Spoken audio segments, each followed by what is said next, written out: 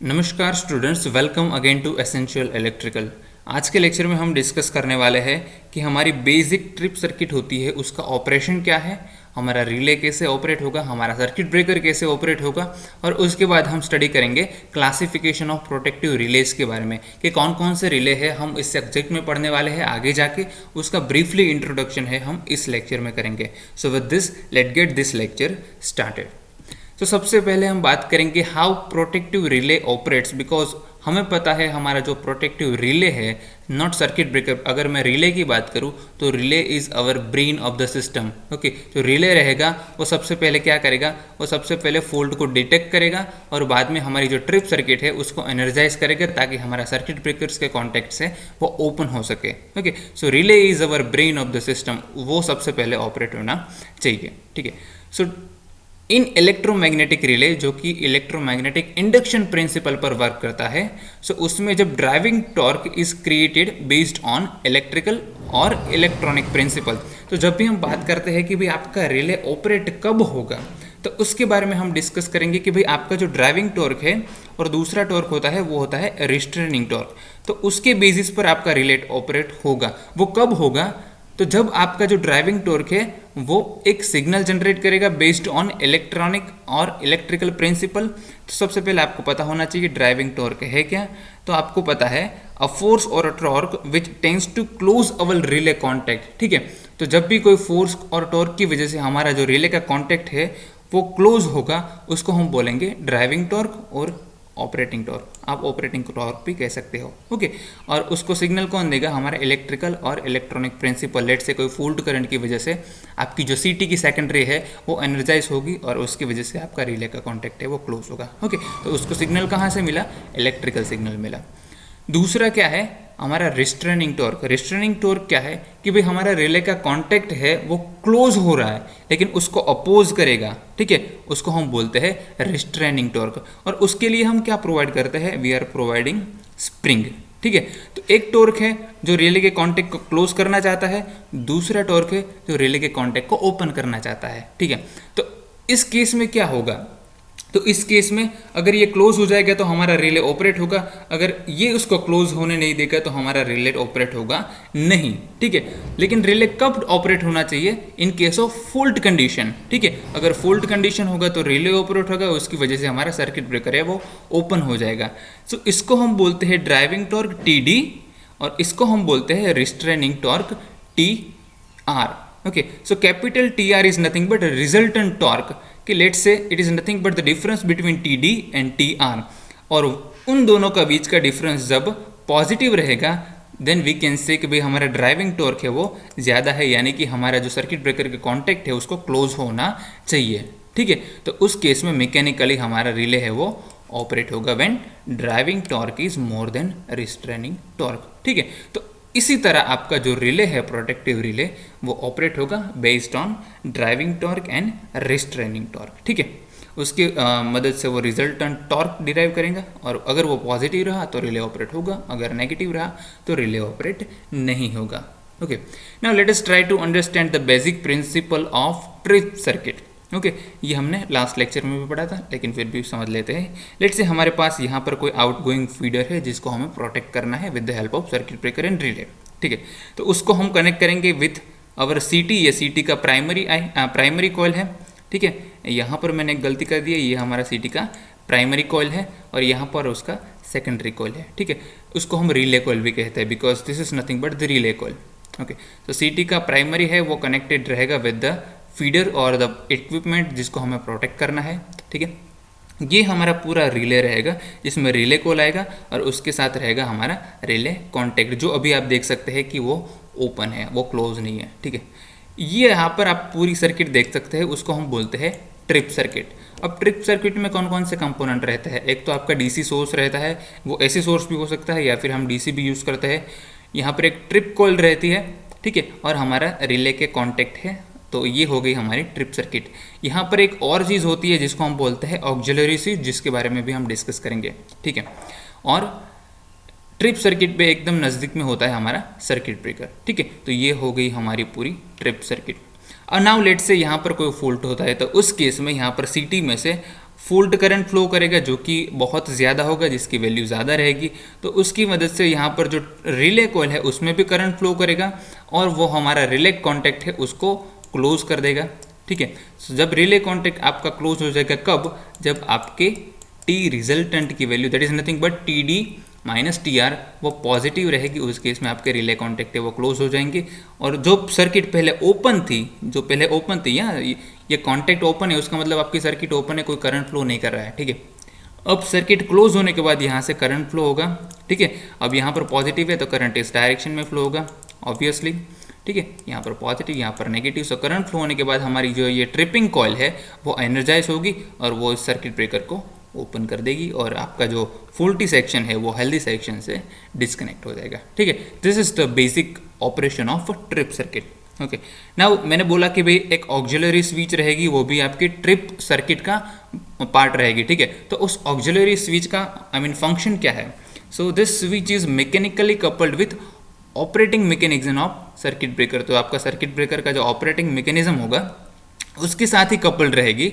सो आपके circuit breaker जब open होंगे, आपकी जो सर्किट ब्रेकर की द ऑक्सिलरी स्विच है वो भी ओपन हो जाएगी। ठीक है, तो लेट से हमारे यहाँ ऑक्सिलरी स्विच है, यहाँ पर क्लोज्ड है, इन क्लोज्ड पोजीशन। तो जब आपके सर्किट ब्रेकर है वो फुल होने के बाद जब ये ओपन हो जाएगी, ठीक है, तो उसके तुरंत बाद आपकी ऑक्सिलरी स्विच है वो भी ओपन हो जाएगी। किसके लिए? To break the current through the trip circuit. जो करंट यहाँ पर फ्लो कर रहा है उसको ब्रेक करने के लिए ये ओपन हो जाएगी। Okay, so breaking of trip circuit take place only across the switch and arcing across the relay contacts get avoided. Now let say हमारा जो हाई करंट यहाँ पर फ्लो हो रहा है, ठीक है, ये सर्किट ये भी अभी क्लोज है, आप मानिए ये क्लोज है, ये भी क्लोज है। ठीक है, तो उसमें से हाई करंट फ्लो हो रहा है। अगर ऑक्सिलरी की स्विच की जगह पर मैं रिले कॉन्टैक्ट को ओपन करूंगा तो क्या होगा? यहाँ पर आर्किंग होगा, क्योंकि करंट यहाँ पर फ्लो कर रहा है। अगर मैं उसको ओपन करूंगा तो ये करंट ट्राई करेगा कि इसके एयर के थ्रू फ्लो होने की ट्राई करेगा। ठीक है, जिसको हम बोलते हैं आर्किंग। ठीक है, तो वो होगा तो उसकी वजह से हमारे रिले कॉन्टैक्ट को डैमेज होने की पॉसिबिलिटी सबसे ज़्यादा है। इसके लिए हम क्या करते हैं? इसके लिए हम ऑक्सिलरी स्विच का यूज़ करते हैं कि भाई ब्रेकिंग ऑफ सर्किट ब्रेकर कहाँ पर होगा? सिर्फ across the switch, auxiliary switch होगा, जिसकी मदद से हम रिले के कॉन्टैक्ट को सेव कर सकते हैं। ठीक है, this is one of the main advantage of using auxiliary switch. ठीक है, अब ऑक्सिलरी स्विच कहाँ रहते हैं? So switch is placed in a control cabinet of circuit breaker. ठीक है, तो हम रिले को हैवी एक्सेसिव करंट से बचाने के लिए ऑक्सिलरी स्विच का यूज़ कर सकते हैं। That is why also we can say our relay is nothing but brain of the system, जो कंट्रोल करेगा इस पूरे ऑपरेशन को। ठीक है, so this is all about the trip circuit operation. Now let me just give you the introduction और the classification of different protective relay जो कि हम इस सिलेबस में पढ़ने वाले हैं। Okay, now all the relays consist of one or more element which get energized and actuated by the electrical quantities that we have discussed। that भी हमारा भाई कोई फॉल्ट करंट है तो उसकी वजह से करंट की वैल्यू है वो प्री डिफाइंड वैल्यू से ज़्यादा हो गई तो हमारा रिले है वो ऑपरेट होता है। ठीक है, तो उस केस में बहुत सारे दूसरे रिले है, लेट से टाइम बेस्ड रिले है, कोई है डायरेक्शनल रिले है, डिस्टेंस रिले है, तो उन सब के बारे में हम आज पढ़ेंगे। ठीक है, सो प्रोटेक्टिव रिले है उसको हम दो पार्ट में क्लासीफाई कर सकते हैं। One is electromagnetic attraction type relay and the second is electromagnetic induction type relay. Okay, सबसे पहले हम बात करते हैं electromagnetic attraction type relay. So उसका ऑपरेटिंग प्रिंसिपल क्या है? It works on attraction of an armature by the magnetic force and that is produced by undesirable current or the movement of plunger in the solenoid। ठीक है, जब भी आपका जो armature है उसमें से एक्सेसिव करंट फ्लो होगा उस केस में आपका जो आर्मेचर है वो अट्रैक्ट होगा, उस केस में आपका रिले है वो ऑपरेट होगा। Okay, this is basic principle of attraction type relay and it can be actuated by both AC और DC क्वालिटीज। और जब हम बात करेंगे इंडक्शन टाइप का relay, this will going to work only on AC quantities। okay, but in attraction type relay it will be actuated by AC और DC quantities। ठीक है, उसमें कौन कौन से रिले आते हैं? सबसे पहले आएगा सोलेनॉइड टाइप रिले, दूसरा आएगा attracted armature type relay and third is balanced beam relay. ठीक है, सो इसके बारे में हम बात करें सोलेनॉइड टाइप रिले, तो उसमें हम जो सोलेनॉइड है उसकी जो मूवमेंट है उसके बेसिस पर हमारा रिले है उसको ऑपरेट कराते हैं। अट्रैक्शन आर्मेचर टाइप रिले है तो उसमें हम क्या करते हैं, हमारा जो करंट सेटिंग रहता है उसके ऊपर, जो मैंने बोला था लास्ट टाइम में कि भाई आप करंट सेटिंग है उसकी मदद से रिले के रिले में करंट फ्लो हो रहा है उसको आप कंट्रोल कर सकते हैं, ठीक है। तो आपका जो अट्रैक्टेड आर्मेचर रैप्ड रिले है will be depends on your current setting, ठीक है। And you can do the current setting, you know about current setting. अगर आपको पता नहीं है तो आप लास्ट लेक्चर में जाके देखिए, मैंने उसके बारे में भी बात की है, ठीक है। सो आपका जो करंट है जो सर्किट में अमुक लिमिट से ऊपर चला जाएगा तो उस केस में आपका जो रिले है वो ऑपरेट होगा, क्योंकि हमारा जो आर्मेचर है उसको अट्रैक्ट करेगा and then the relay will be operated, okay. Third is balanced beam relay, okay. So हमारा जो आर्मेचर इस केस में रहता है वो आर्मेचर कनेक्टेड रहता है हमारे बैलेंस बीम के साथ, ठीक है। और इस बैलेंस बीम की जो नॉर्मल पोजीशन में बात करो, अगर हमारा जो फॉल्ट है वो नहीं हो रहा है तो उस केस में ये बैलेंस बीम है हॉरिजॉन्टल पोजीशन में रहता है, ठीक है। लेकिन अगर फॉल्ट होने की वजह से हमारा जो आर्मेचर के साथ वो कनेक्टेड रहेगा, तो अगर आर्मेचर को वो अट्रैक्ट करेगा तो उस केस में इस बैलेंस बीम की पोजीशन है वो टिल्टेड हो जाएगी और उस केस में आपका रिले ऑपरेट होगा, ठीक है। इन सब के बारे में हम डिटेल में डिस्कस करने वाले हैं, तो अभी सिर्फ आपका इंट्रोडक्शन दे रहा हूँ, तो हम उसमें ज़्यादा टाइम नहीं गवाएंगे, ठीक है। The second is induction type relay. Induction type relay works on the principle of electromagnetic induction and as I said it is limited to AC quantities only। उसमें कौन कौन से रिले आते हैं, induction disc relays and induction cup relays, ठीक है। Induction disc relay की बात करूँ तो उसमें मेटल डिस्क रहती है जो कि रोटेट करते हैं दो इलेक्ट्रोमैग्नेट्स के बीच में, ठीक है। और उसमें भी दो टाइप के कंस्ट्रक्शन रहते हैं, एक आपका रहता है shaded pole type, that is very much important, okay. So this is shaded pole type, okay. अगर ये दो टाइप के रहते हैं, एक शेडेड पोल टाइप और दूसरा रहता है वॉट आर मीटर, ओके। सो इन दो टाइप के रहते हैं और दूसरा रहता है हमारा induction cup relay. Now let us discuss about the directional type release, और ये वर्क करते हैं based on the direction of current and power flow in the circuit, okay. उसमें हम बात करेंगे reverse current type and reverse power type relay. So reverse current type relay तब हमारा जो ऑपरेट होगा जब हमारे जो करंट की डायरेक्शन है वो रिवर्स होगी, या तो हमारे जो फेज में करंट फ्लो हो रहा है उसकी वैल्यू बहुत ज़्यादा होगी, उस केस में हमारे रिवर्स करंट टाइप रिले है वो एक्चुएटेड होते हैं, ठीक है। अगर हम बात करें रिवर्स पावर टाइप रिले तो उसमें जो रिले है वो कब एक्चुएटेड होगा, जब आपका जो डिस्प्लेसमेंट है between voltage and between current, तो उसके बीच का जो एंगल है उसको हम प्रिसाइजली मेजर करेंगे और उसके बेसिस पर अगर कोई लिमिट वायलेट होती है तो उस टाइम में हमारा रिवर्स पावर टाइप रिले वो ऑपरेट होगा, ठीक है। The next is relay based on timing. So we also discussed in last lecture that what is operation time. So the time between the instant of relay operation and instant at which our tripping of contact takes place and that can be controlled, okay, and that is known as a operation time. तो operation time को हम control कर सकते हैं। तो उस case में तीन टाइप के रिले हम डिस्कस करेंगे, instantaneous relay, definite time lag type relay and third is inverse time lag type relay, okay. Instantaneous relay की भाई जब भी हमारा कोई फॉल्ट होता है इंस्टेंटेनियसली हमारा रिले है वो ऑपरेट हो जाएगा, ठीक है। No intentional time delay is provided, okay.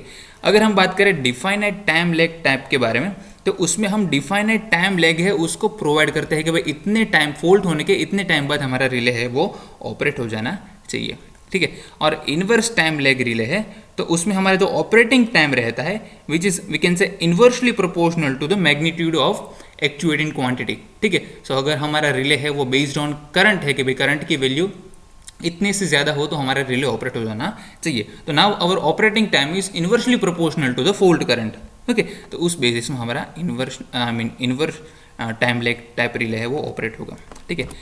Now let us discuss about distance type relay, okay. Basically this type of distance type relay are used in case of transmission line only, okay.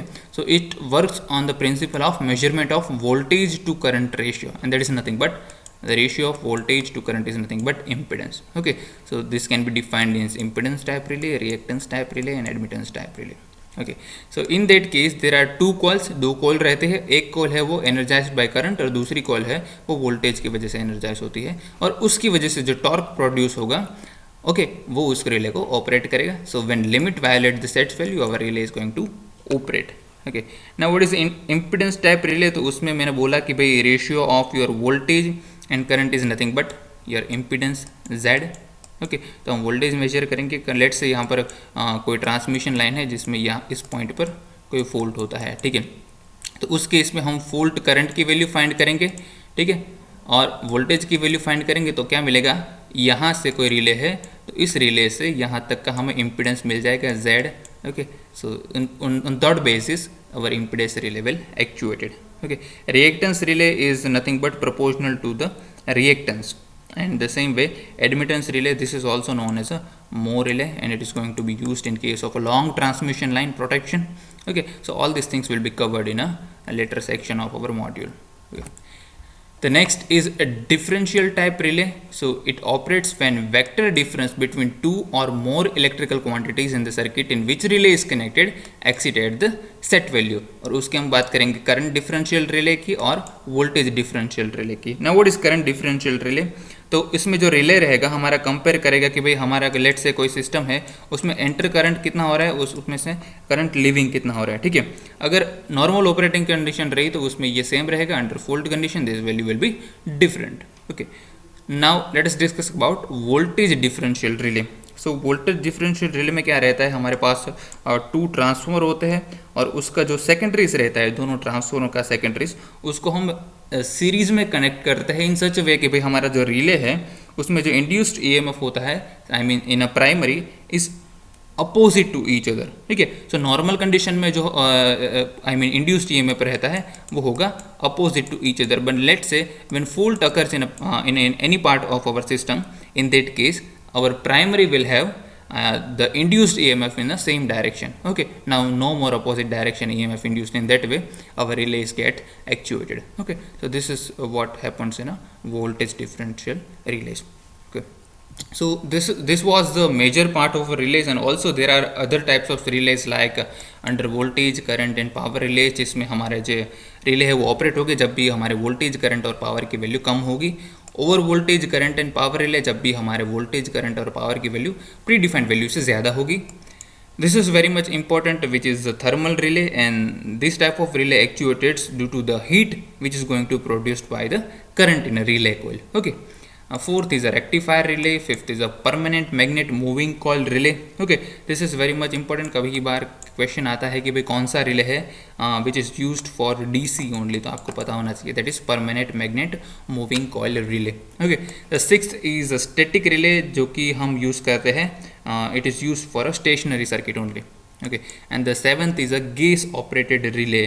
सो अगर आपको पता है Buchholz relay which is used for the transformer protection which is based on a gas operated relay, ठीक है।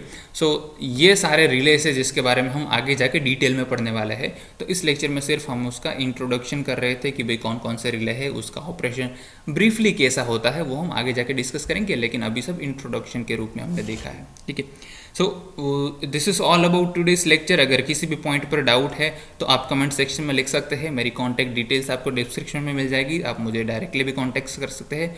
अगर lecture अच्छा लगा है तो आप मुझे फीडबैक के रूप में कमेंट कर सकते हैं। इस वीडियो को लाइक कीजिए, थम्स अप दीजिए और इस चैनल को सब्सक्राइब कीजिए। नेक्स्ट लेक्चर में मिलेंगे, उसमें हम डिस्कस करेंगे electromagnetic attraction relays. Till then, thank you so much, see you.